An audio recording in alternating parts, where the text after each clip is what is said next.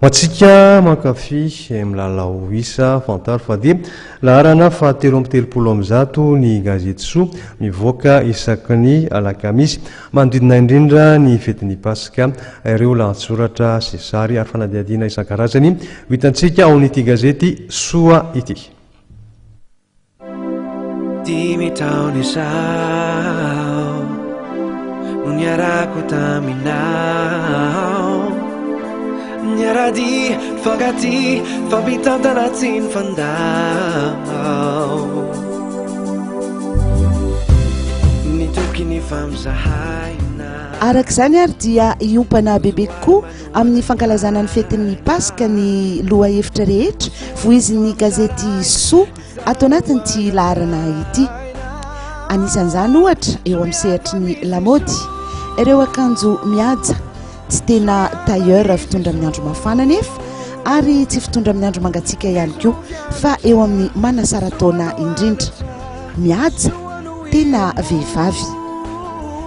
Eo amin'ny sehatry ny atsarambika amanendrika ihany ato anatin'ity laharana ity ny tianao fantarina rehetra mahakasika ny volomaso, ao ihany koa ny momba ny taovolo, tsobolo ve sa ny ngita volo, iza no tsara.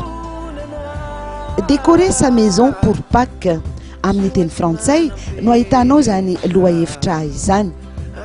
Miamahi amin'ny fomba natoraly, betsaka angamba isika vehivavy no maniry izany teahi izany. Fombafomba tsotra hoentina amin'izany no entin'ny gazety Soa aminao. Ahoana no ahafantarana fa marary chéri?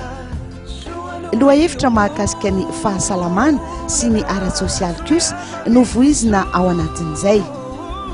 Niarina ikojakojana ny endrika amam-bika, niarina tsy inakory fa dia ny charbon izany, ikojakojana ny endrika amam-bika hoy Soa izay manome torohevitra vitsivitsy vaovao indray ho anao momba izay.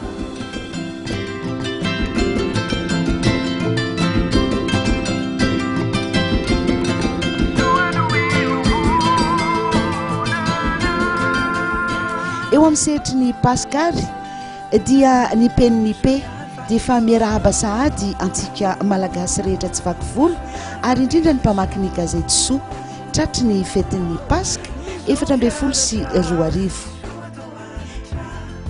tsy fanahininy sehatra sosialy ihany koa amelabelarana loha hevitra hafakely amintsika mpamaky ny gazety Soa toy izany koa manara-pona avy ratsatanan'ny mpifankaty, marina ve zany sa tsy? Ho hitanao ato anatin'ity gazety ity ny andinindininy izay.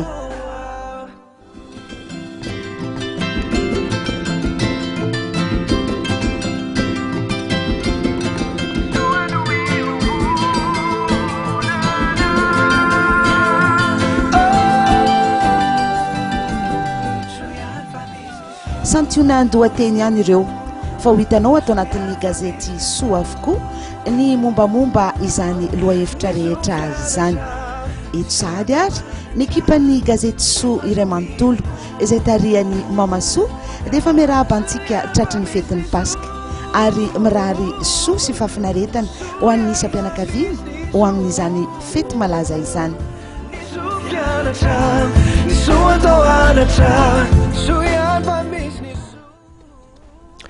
Dia mampirisika anareo zany hividin'ny gazety Soa manomboka rahampitso izay ihany koa no marana koa ny fotoana nivao tamin'ity takariva ity misaotra anareo nanaraka izany hatramin'ny farany ary dia mirary anareo raha ohatra ka ifatorinareo ahita torimaso mamy ary dia hiaraka ihany koa amin'ny matv mandra-paraina ny andro mandrapiona indray ry tompoko lahy sy tompoko vavy.